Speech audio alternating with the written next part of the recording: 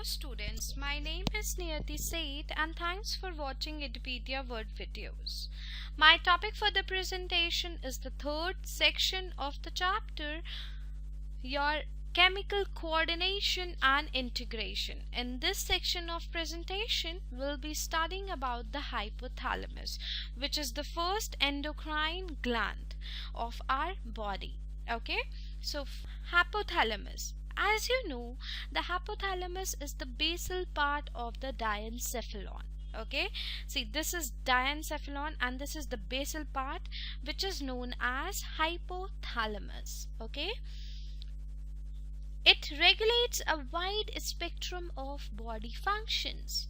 It contains several groups of neurosecretory cells called nuclei, which produces hormones.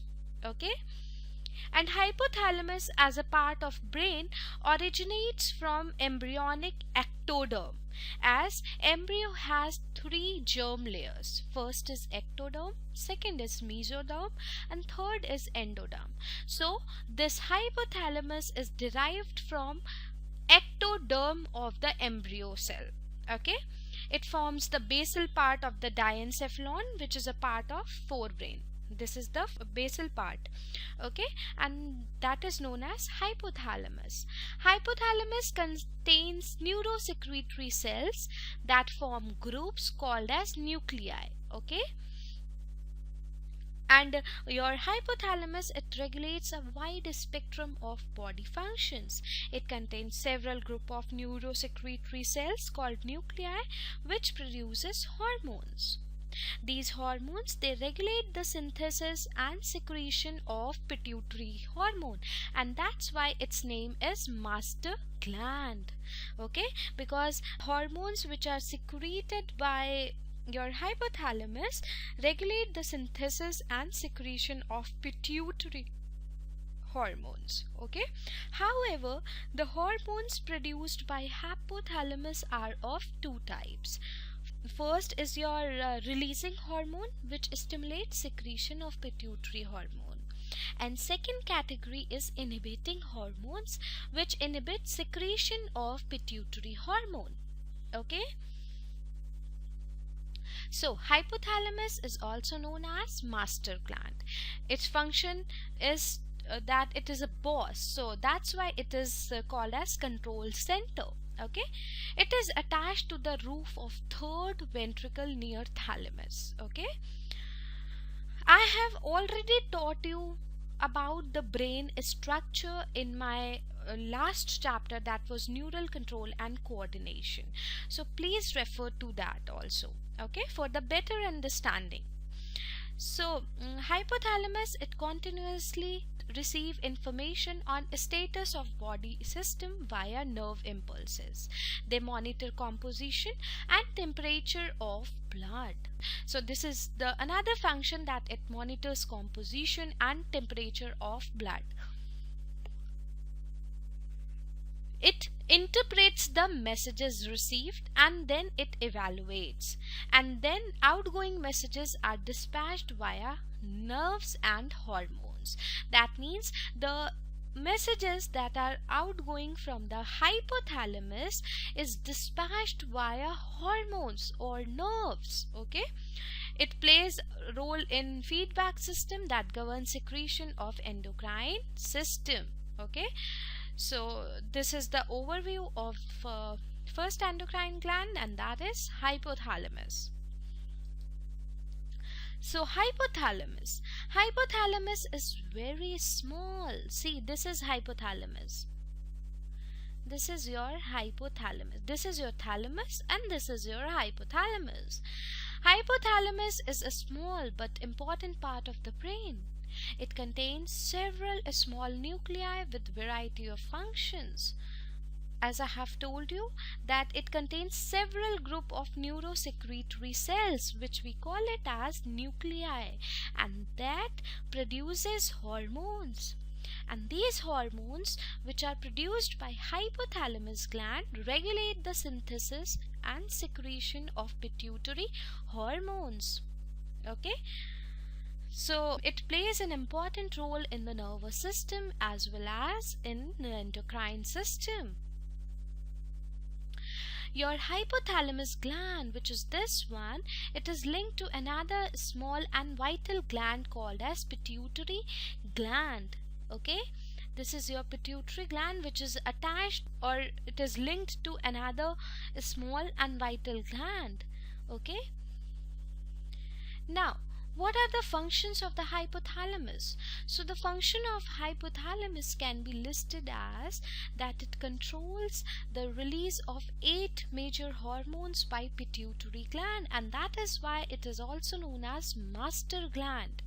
Okay, because it controls the release of 8 major hormones by pituitary gland, which is a vital gland of human body. Okay, pituitary gland, it controls body temperature. That means it maintains the homeostasis. Okay, and third is a function of hypothalamus is that it control of food and water intake. That means how much water or food should be consumed. Okay, so this is all, hunger and thirst is all regulated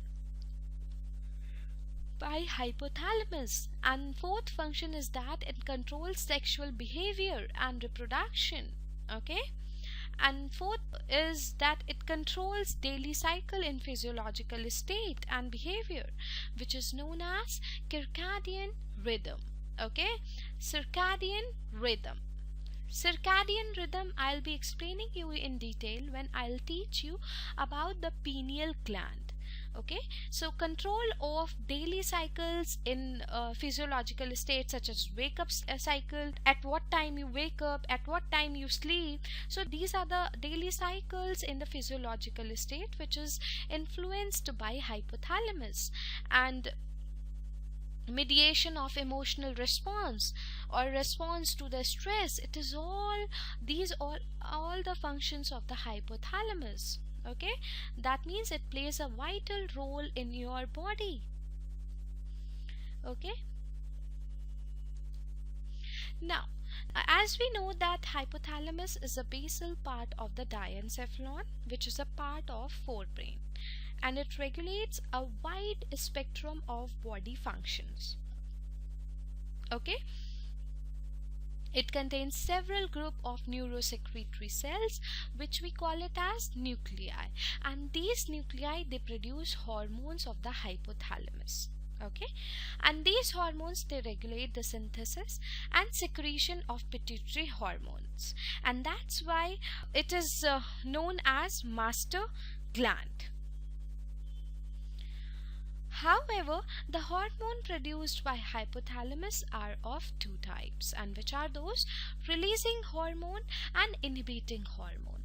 Releasing hormones that stimulate secretion of pituitary hormones. Okay, and what are inhibiting hormones? Inhibiting hormones are the one that inhibit secretions of pituitary hormone. For example, a hypothalamic hormone called as Gonadotropin-Releasing Hormone, it stimulates the pituitary synthesis and release of gonadotropins takes place. On the other hand, if we talk about the inhibiting hormone, then somatostatin. Somatostatin is a hormone from hypothalamus. It inhibits the release of growth hormone from the pituitary. Okay, so that means your hypothalamus hormones are of two types. First is releasing hormone, in which I gave you the example of gonadotropin releasing hormone that stimulates the pituitary synthesis and release of the gonadotropin takes place. Okay, on the other hand is your inhibiting hormone.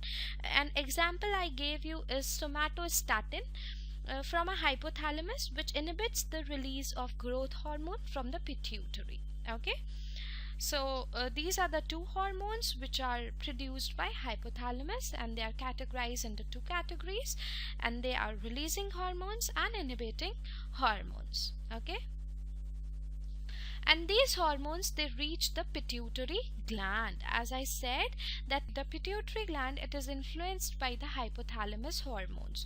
So these hormones, releasing hormone and inhibiting hormones, they reach the pituitary gland. This is your pituitary gland, okay, and somewhere this is hypothalamus. So you can say that hypothalamus hormones, they reach the pituitary gland, which is this one, through a portal circulatory system and regulate the function of anterior pituitary. See, pituitary gland has two parts, anterior pituitary and posterior pituitary. Okay, so we'll be studying in detail when I'll teach you about the pituitary gland. Okay, so it regulates the function of anterior pituitary, and the posterior pituitary is under the direct neural regulation of hypothalamus. Okay, now hypothalamus, it helps stimulate or inhibit many of your body key processes that include your heart rate. That means the blood pressure or the beating of the heart. It is all stimulated or inhibited by your hypothalamus. That means if the heart rate is increased, then that is all due to hypothalamus. And same is the case with the blood pressure. Okay, and another is body temperature. Body temperature is also stimulated or inhibited by hypothalamus. Third is your fluid and electrolyte balance, that include thirst, appetite and body weight. Okay, so that means thirst, hunger and your body weight, your electrolyte balance, it is all stimulated or inhibited by hypothalamus. It is the key center that control all of these things. And fourth is your glandular secretions. Glandular secretions means the secretions which are taking place from the glands. Okay, so glandular secretions of stomach and intestines, and it is also regulated by your hypothalamus. Production of substances that influence the pituitary gland to release hormones. Your sleep cycles, your wake up cycles, it is all regulated by hypothalamus. So you can say that it plays a vital role in body key processes. Okay, now we'll be studying about the hormones which are secreted by hypothalamus gland. Okay, so hypothalamus glands secrete hormone called as releasing factors and inhibiting factors, which control secretion of hormones from pituitary. Thus, pituitary, the master endocrine gland, is in turn controlled by hypothalamus gland. Okay, so these are the hormones which are secreted by your hypothalamus, and these are the primary hormones. Okay, so first is your antidiuretic hormone, that is short form is ADH. A for antidiuretic hormone. This hormone increases water absorption into the blood by the kidneys. That means kidney starts to absorb more and more water because of this hormone. That is your antidiuretic hormone. This hormone, it increases water absorption into the blood by the kidney. Okay, and second primary hormone is your Corticotropin-Releasing Hormone, that is CRH. C is corticotropin, R is releasing and H is hormone. So Corticotropin-Releasing Hormone, that is CRH, it sends a message to the anterior pituitary gland to stimulate the adrenal gland to release corticosteroids, which help regulate metabolism and immune response. That means, in short, just know that a pituitary gland has two lobes. First is anterior and second is posterior. So what does this hormone do, CRH? It sends a message to anterior part of the pituitary to stimulate the adrenal gland, because pituitary gland is your master gland. Okay, so it stimulates the adrenal gland to release corticosteroids. Corticosteroids are the hormones which are produced by adrenal gland. So they get released and they help regulate metabolism and immune response. Okay. Now the third is your gonadotropin releasing hormone, that is GnRH. It stimulates anterior pituitary to release follicle stimulating hormone, that is FSH. Okay. When I'll teach you about the ovaries, then this hormone will come, that is follicle stimulating hormone. Okay. But for the time being, just know that these are the gonadotropin releasing hormones which are secreted by your hypothalamus. It stimulates the anterior pituitary to release follicle stimulating hormone, that is FSH, and luteinizing hormone. And these two hormones, they work in conjugation with each other to ensure normal functioning of ovaries and testes. Ovaries and testes, they are known as gonads. Okay, so this GnRH stimulates the anterior part of the pituitary to release follicle stimulating hormone and luteinizing hormone. They work together to ensure normal functioning of the gonads, and they are ovaries and testes. Okay. So another hormone which is secreted by a hypothalamus is oxytocin. Oxytocin, it is involved in a variety of processes such as orgasm, okay, ability to trust, body temperature, sleep cycle, and release of the breast milk. Okay, so this is the another hormone which is secreted by your hypothalamus.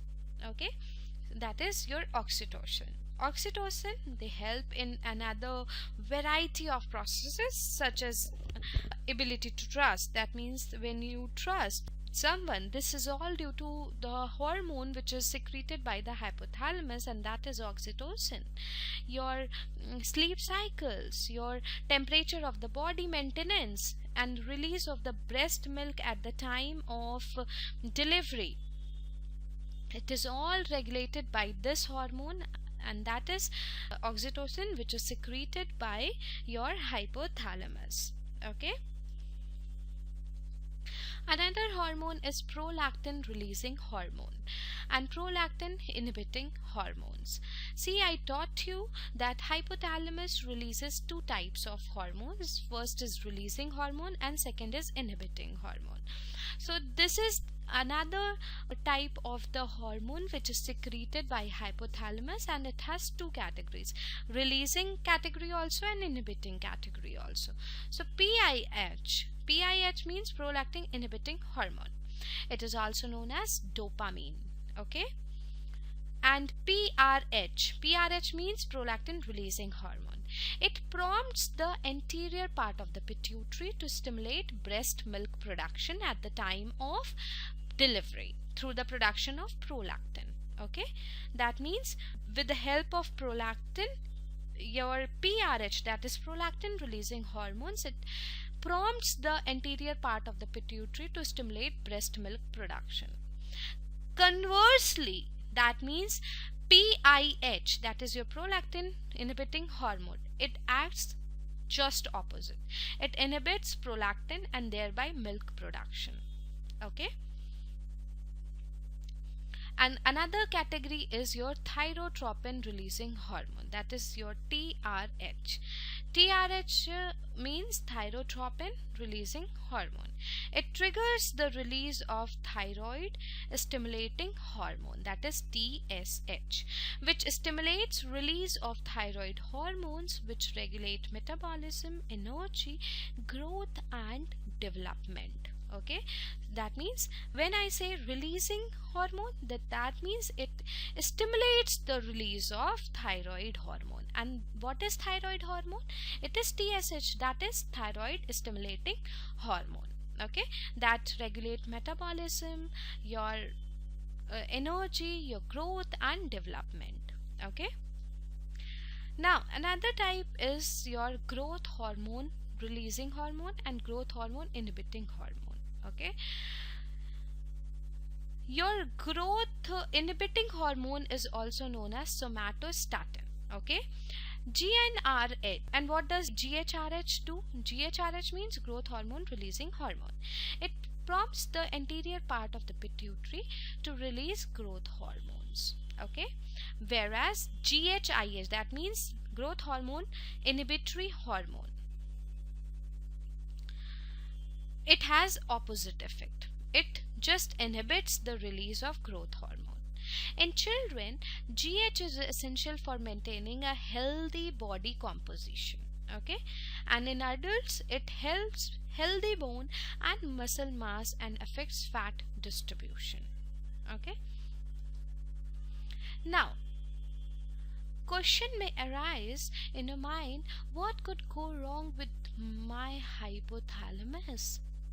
Hypothalamic function can be affected by head trauma, brain tumor, infection, surgery, radiation, and malnutrition.